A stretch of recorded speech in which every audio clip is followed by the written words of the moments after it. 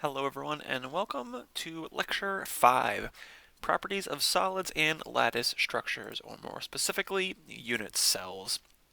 This covers OpenStax sections 10.5 and 10.6. Let's start by reviewing some key properties of solids. We're going to start with melting point. So melting point, again, can be simply defined as the temperature at which the individual particles of a substance have enough energy to move out of their fixed positions and become liquids. Vapor pressure. We learned about vapor pressure a lot in the previous two lectures, and we were talking about the vapor pressure of liquids.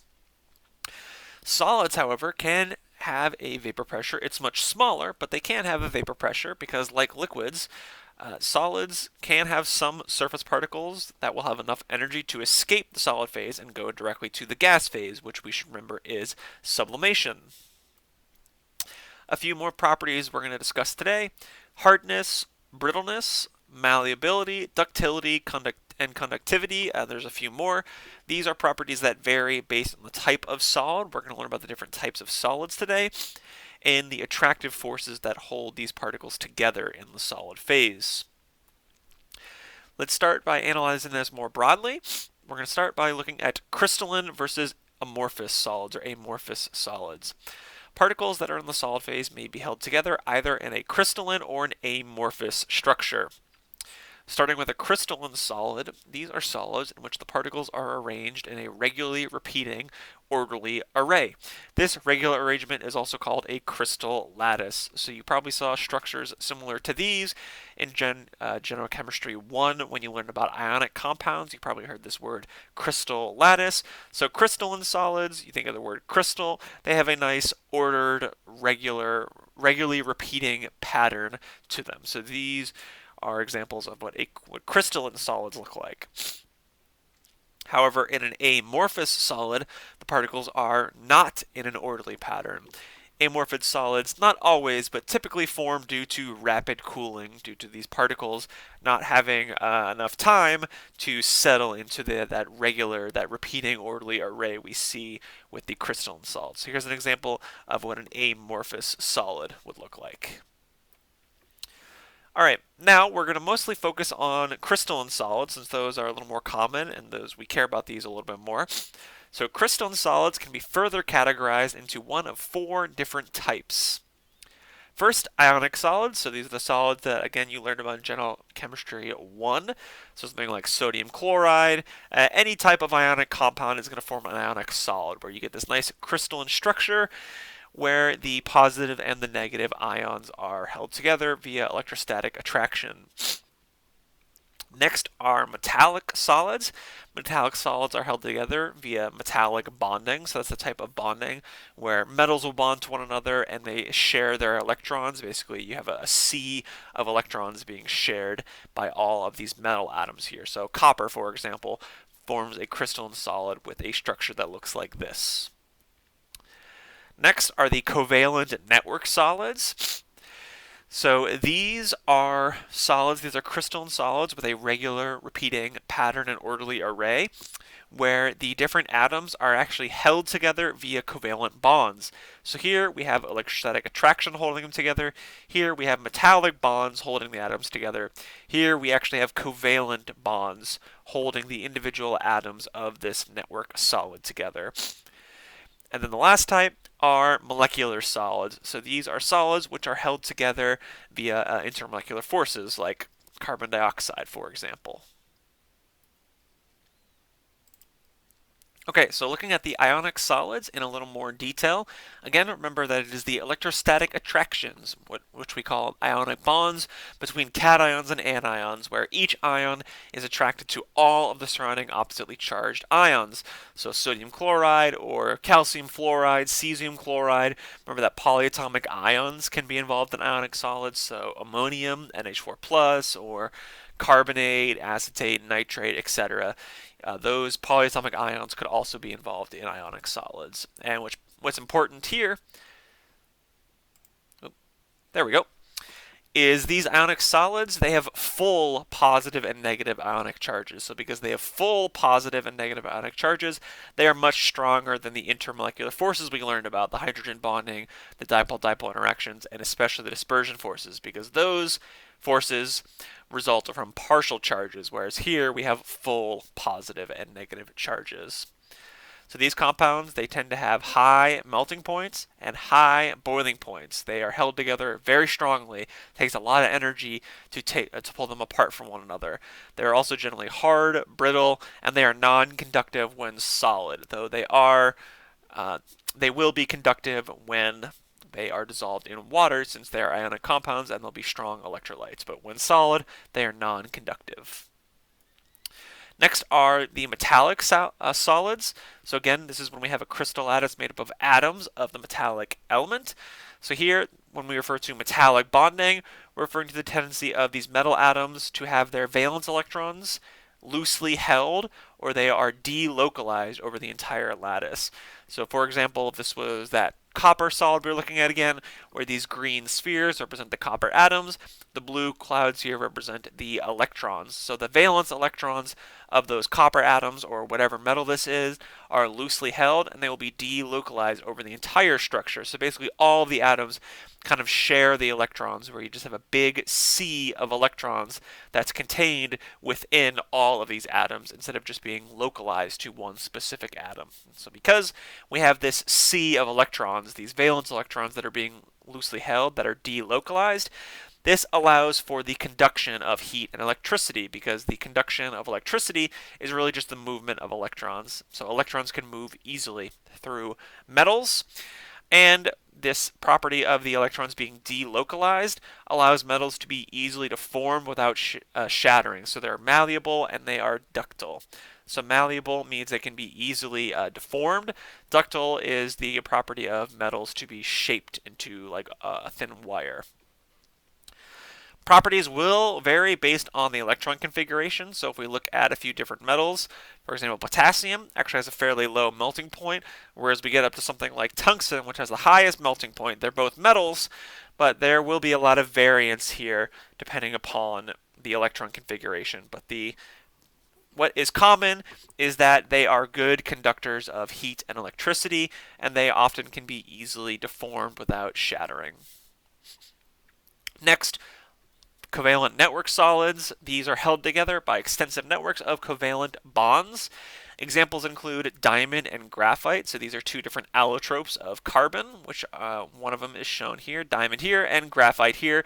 So when I use that word allotrope, that refers to a compound which has two or more different physical shapes because of different connectivity. So carbon can be shaped like this and it forms diamond, or it can be shaped like this and it forms graphite. They are both purely carbon, just different physical arrangement of the atoms, thus the phrase or the term allotrope.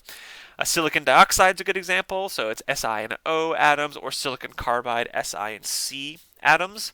These tend to have very high melting points, and they can be quite hard since atoms are held together by covalent bonds, which again are much stronger than IMFs. It's important to note as we go to the next slide and talk about molecular solids, covalent network solids and molecular solids are both generally covalent compounds. The key difference, or the way to distinguish, is covalent network solids are going to refer to some very specific examples like graphite or diamond or silicon dioxide, silicon carbide. These are very specific examples where I would expect you to recognize that these are covalent network solids. And finally, molecular solids. These are solids that have a crystal lattice made up of individual molecules, which are then held in place by intermolecular forces. So these are primarily the types of compounds we've been looking at in the previous lectures when we discussed intermolecular forces. These have generally low melting points and boiling points since, as we've discussed, IMFs are much weaker than both ionic bonds and covalent bonds. They are usually non-conductive, but the other properties vary. Water is generally thought to be conductive, or is generally conductive, because it has dissolved ions in it, not because the H2O itself is conductive. Okay, so let's summarize this with a comparison of the melting points. So as with boiling points, some substances with stronger attractive forces between the particles have higher melting points. Ionic bonds and covalent bonds are very strong, resulting in very high melting points for ionic or covalent network solids. So we can see the ionic solid and the covalent network solid have very high melting points. The metallic solid comes next, and then the molecular solid has the lowest melting point. I would not expect you to memorize or know the melting points of various ionic, covalent network, or metallic compounds.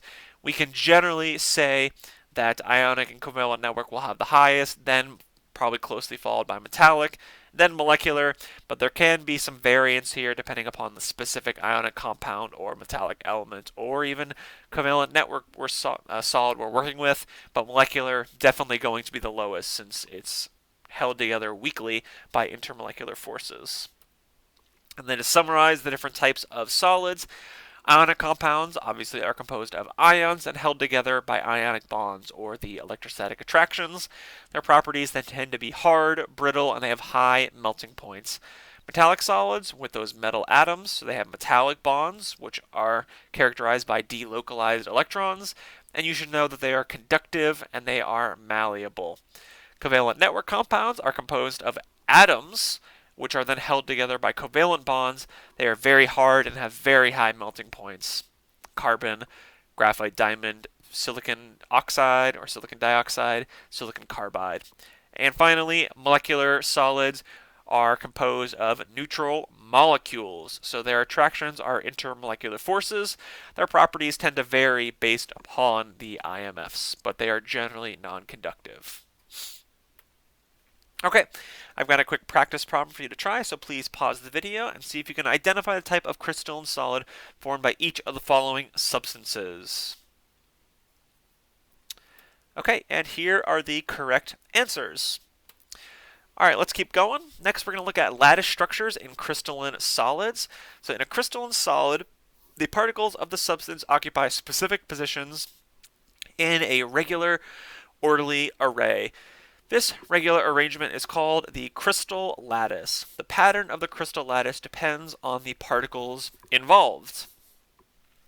So we're going to break this down and we're going to look at what's called a unit cell. A unit cell is the simplest repeating unit of the crystal lattice. So if we look at this as being our crystal lattice, if we pull out the simplest repeating unit, we get this little cube right here. And so this is referred to as the unit cell. You can see that this crystal lattice is essentially composed of multiple, dozens, if not more, of these unit cells stacked on top of each other in this regular, orderly, repeating pattern. I also quickly want to identify the term lattice point. Lattice point simply represents a particle and its position within the lattice. So each of these dots could be considered a lattice point. There are several different types of unit cells, so cubic, tetragonal, orthorhombic, rhombohedral, monoclinic, triclinic, hexagonal. I'm not going to expect you to know all of these because we are going to focus on 3 types of cubic unit cells. We're going to look at simple cubic, body-centered cubic, and face-centered cubic. We'll start with the simple cubic unit cell. So the simplest unit cell is the one with lattice points at each of the 8 corners of a cube. So you have lattice points at each of these corners. And then here's the space filling model with those spheres representing atoms. Here's what it would look like in the lattice structure. This type of unit cell is called a simple cubic unit cell. You may see it referred to as a primitive cubic unit cell, but I'm going to use the phrase simple. Note that the atom or ion at each corner of a unit cell is also contained in adjacent unit cells. So if you look at this atom right here, it's actually part of 8 total unit cells. This one right here is part of this unit cell. You could also think of it as being part of this unit cell. It's part of this one right here. It's part of this one here. And it's technically also a part of all 4 up top. So each of these lattice points right here is being shared by 8 unit cells. Alright, next we're going to quickly overview the BCC and FCC unit cells. So BCC stands for body-centered cubic. This is a unit cell that's just like the simple cubic unit cell, but the key difference, it's got 1 extra atom inside the cube at the center. Then we have a face-centered cubic unit cell. This is just like, again, like the simple cubic cell, but it's got the addition of an atom on each face of the cube. So on each of the 6 faces. So front face, left, right, back, top, and bottom. All right, let's quickly overview this term called coordination number. Not an extremely important term for you to know, but it is mentioned in the textbook and could come up on the homework problems. In a unit cell, an atom's coordination number is the number of other atoms surrounding or contacting that atom. So in a simple cubic unit cell, each atom contacts 6 other atoms, so its coordination number would be 6. For BCC, this is 8, and for FCC right here, we can see it's 12, since FCC is the most packed in unit cell.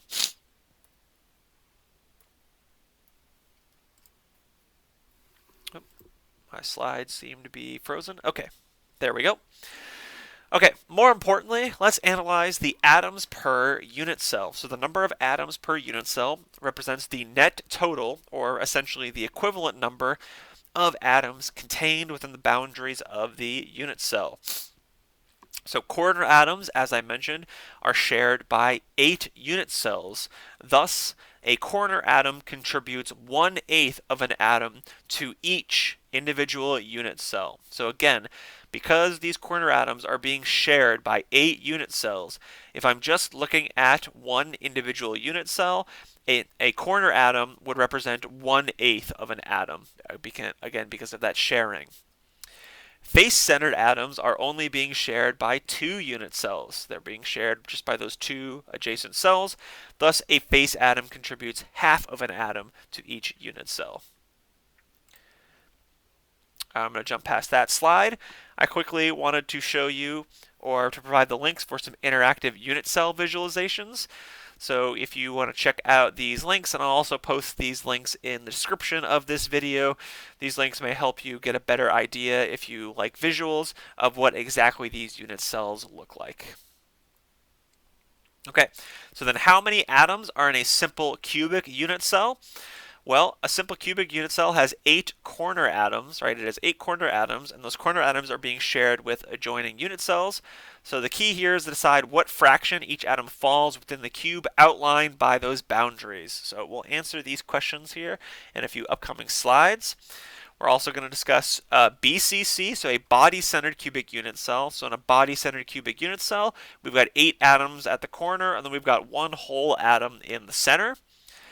And then face-centered cubic unit cell, we've got those 8 corner atoms plus 6 atoms on the faces. So let's answer these questions here. Oh, sorry, I didn't realize all the answers came up at once. All right, I'm going to start with simple cubic. So each corner contains 1/8 of an atom. There are 8 corners, so the total number of atoms is 8 times 1/8, which gives 1. So for a simple cubic unit cell, there is 1 atom per unit cell. Next, body-centered cubic. Each corner contains 1/8 of an atom. There is also 1 additional full atom in the center, thus the term body-centered. So we have 1 atom from the 8 corners plus the 1 atom in the center gives us a total of 2 atoms per unit cell.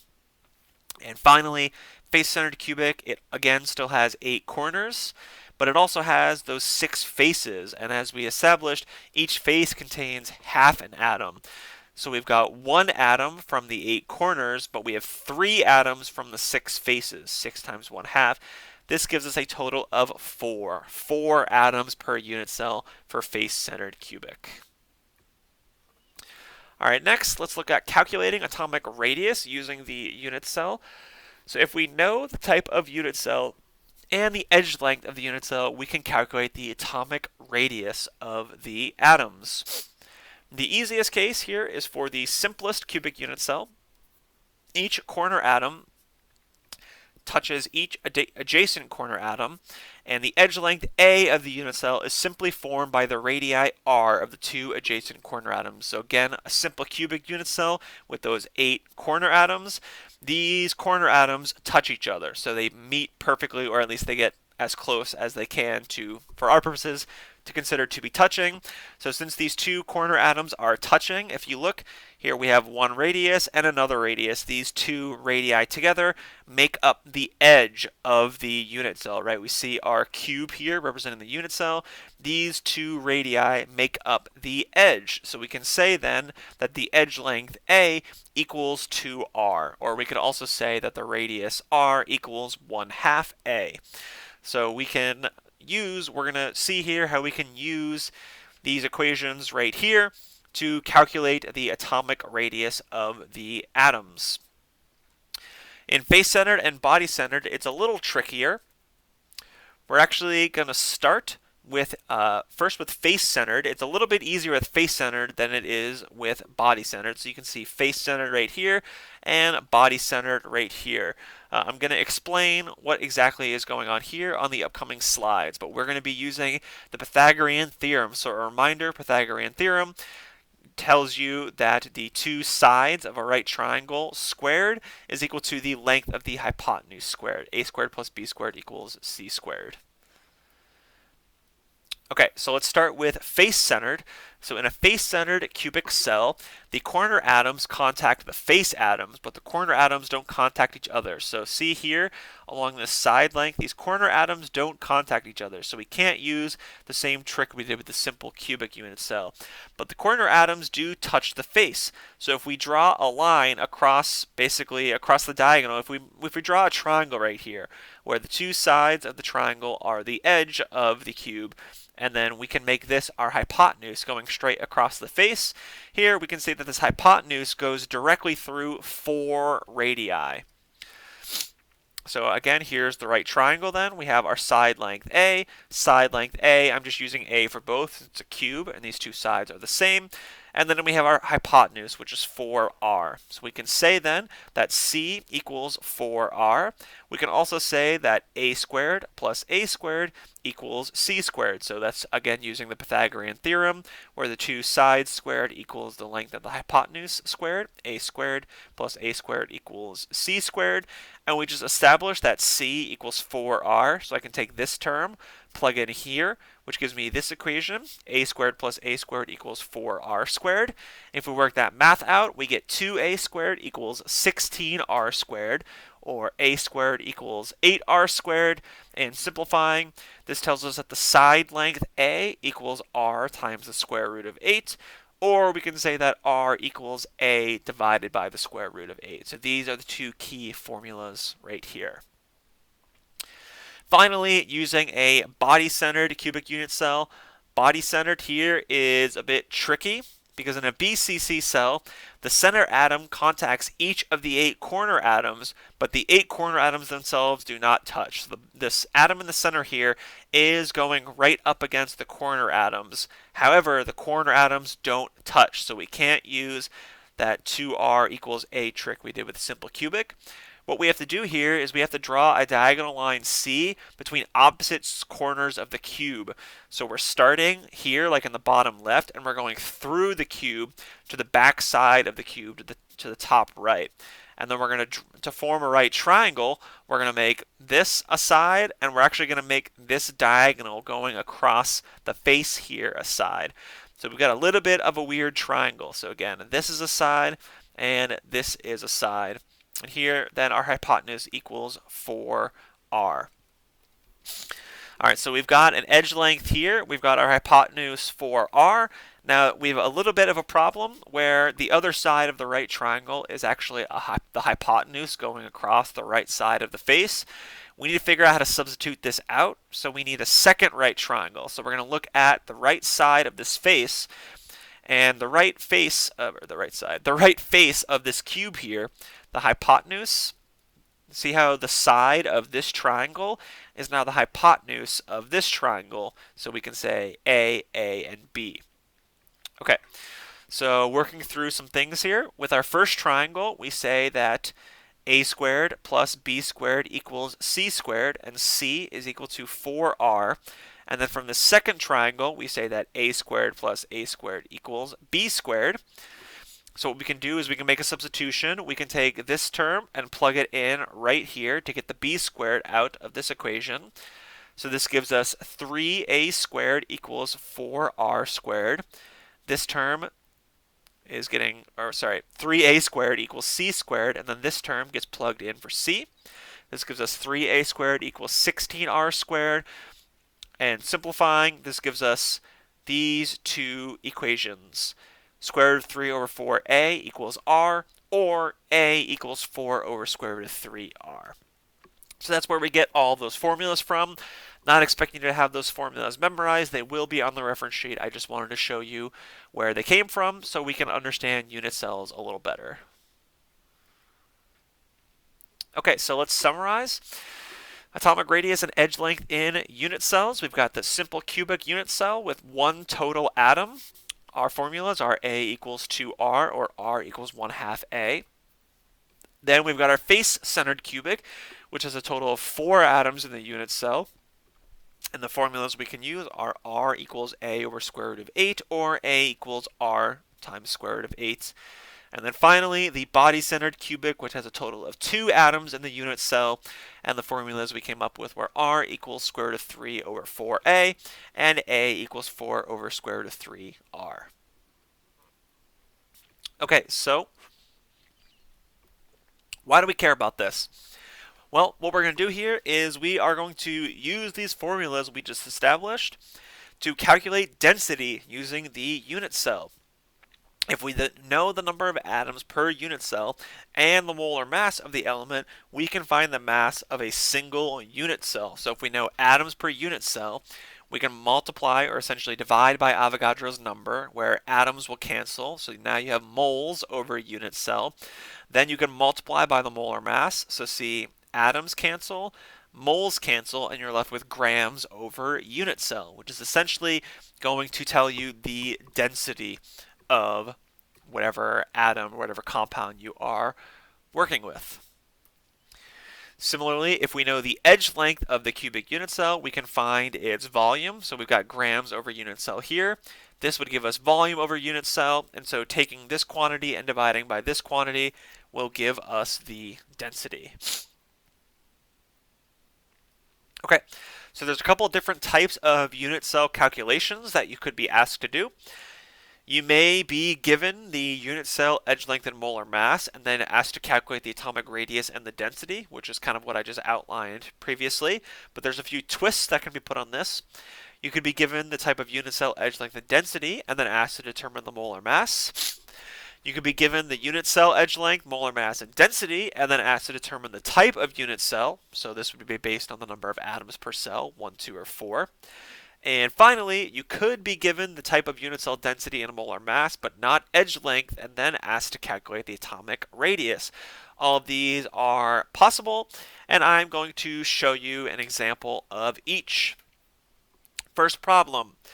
Solid silver forms face-centered cubic unit cells with an edge length of 409 picometers, and pico is 10 to the negative 12th.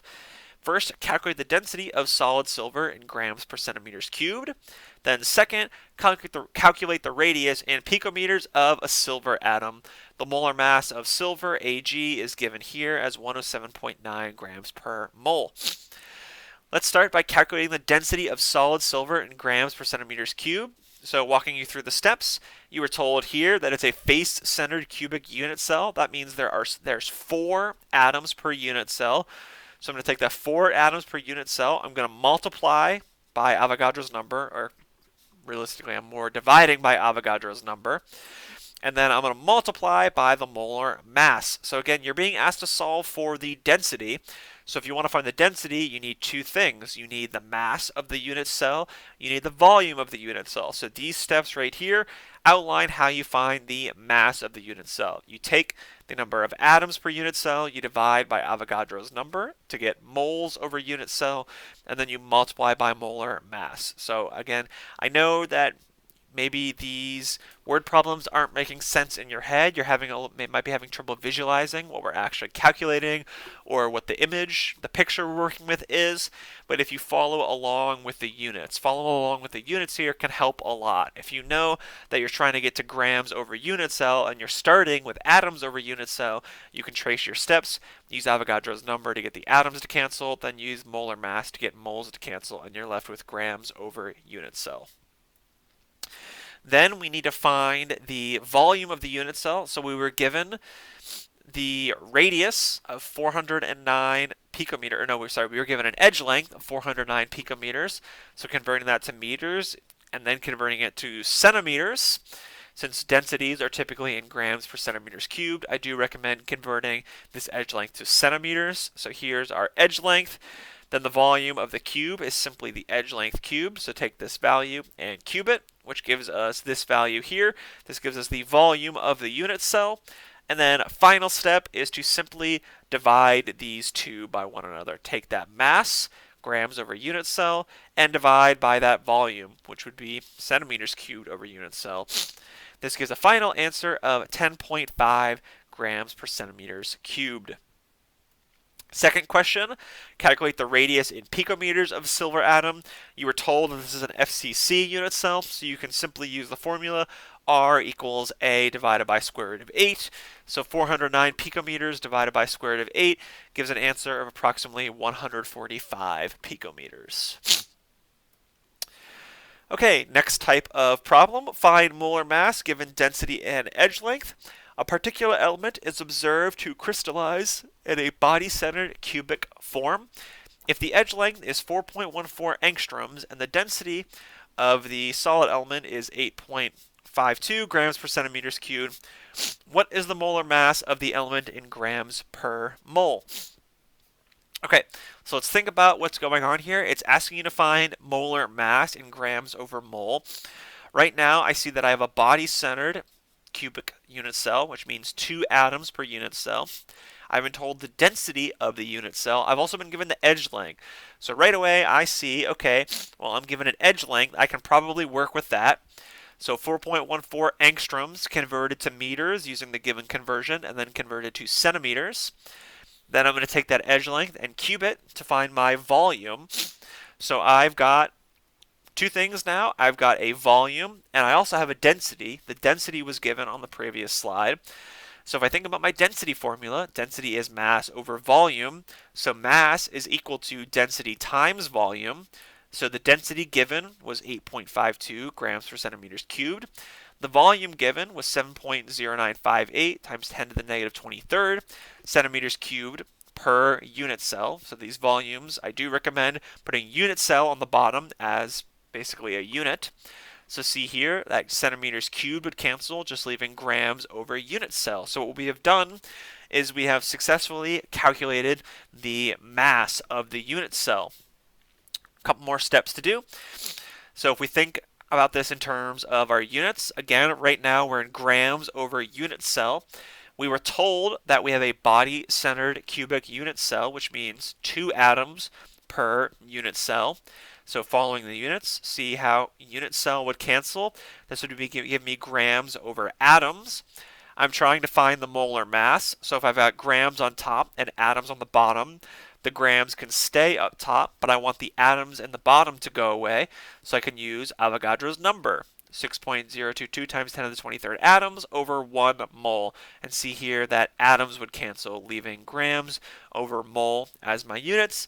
And this gives me a final answer of 182 grams per mole. Okay, third type of problem. This one asks for the type of unit cell given edge length and density. It states that the element nickel solidifies into a crystal lattice that contains cubic unit cells with an edge length of 0.3524 nanometers. The density of solid nickel is 8.90 grams per centimeters cubed, and its molar mass is 58.69 grams per mole. What type of unit cell is this? Simple, BCC, or FCC? My hint to you here is to be able to answer this question, you need to calculate the number of atoms per unit cell, and then your answer should either be 1, 2, or 4, or close to it. and then I'll tell you simple, BCC, or FCC. Alright, well, where do I start? I see that I've got a density and I've got a molar mass. I also see that I've got an edge length. So edge length and density sets off, rings a bell in my head that I can probably use this edge length to find a volume, and from volume I can use volume and density to find the mass of the unit cell. So let's pursue this line of thought. We'll start with that edge length, which is 0.3524 nanometers, converting it to meters using this conversion, and then to centimeters. Here's our edge length in centimeters. Then I'm going to find the volume of the unit cell by cubing that edge length, which gives me 4.3763 times 10 to the negative 23rd centimeters cubed in the unit cell. Once again, I'm going to use that formula, mass equals density times volume. So there's the given density multiplied by the volume I just found. Here's the mass of the unit cell, 3.895 times 10 to the negative 22nd grams per unit cell. Now the final step is kind of the reverse of what we saw in the previous problem. Remember that we are trying to figure out which type of unit cell this is, which means we need to figure out atoms per unit cell. So if I take that 3.895 times 10 to the negative 22nd grams per unit cell, I can convert from grams to moles using the given molar mass. So 58.69 grams on the bottom, so grams cancel, and 1 mole on top. And then finally, Avogadro's number to get moles to cancel. See here, moles would cancel. 6.022 times 10 to the 23rd atoms up top. Follow the units. Grams cancel, mole cancel. This gives me atoms over unit cell, and it gives me an answer of about 3.996 atoms per unit cell, which roughly equals 4 atoms per unit cell, meaning this is an FCC unit cell. So here's our final answer. All right, last type of problem. The element cesium crystallizes in body-centered cubic unit cells. Given its density and its molar mass, calculate the atomic radius in picometers of a cesium atom.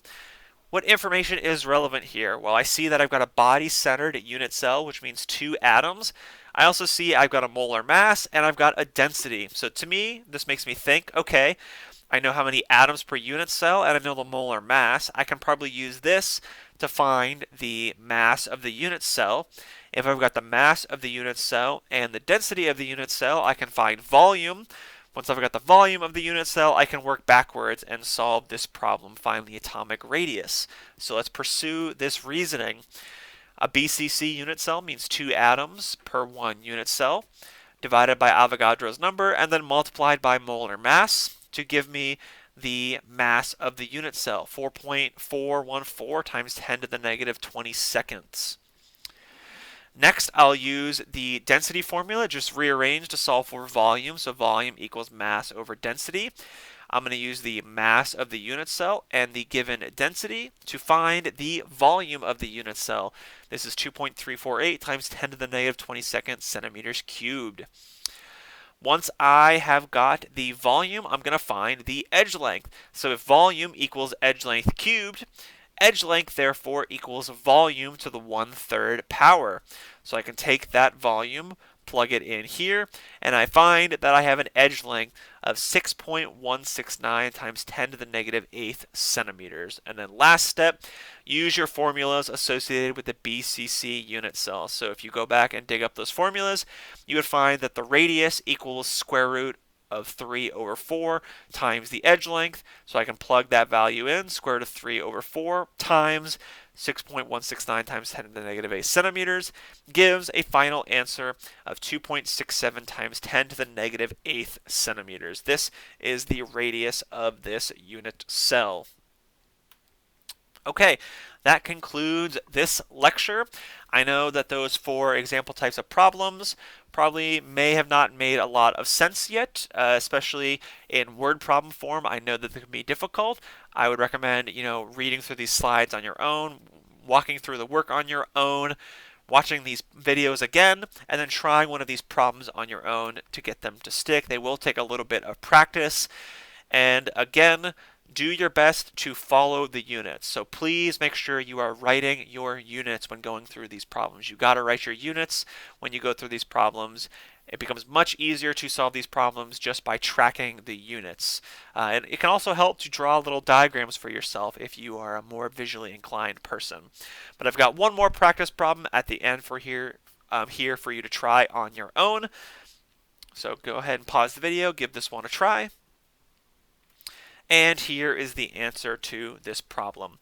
That concludes this lecture problem, or this lecture problem, this lecture topic, this PowerPoint. I hope you once again found this informative and useful. I hope you have a great day, and I will see you in the next video.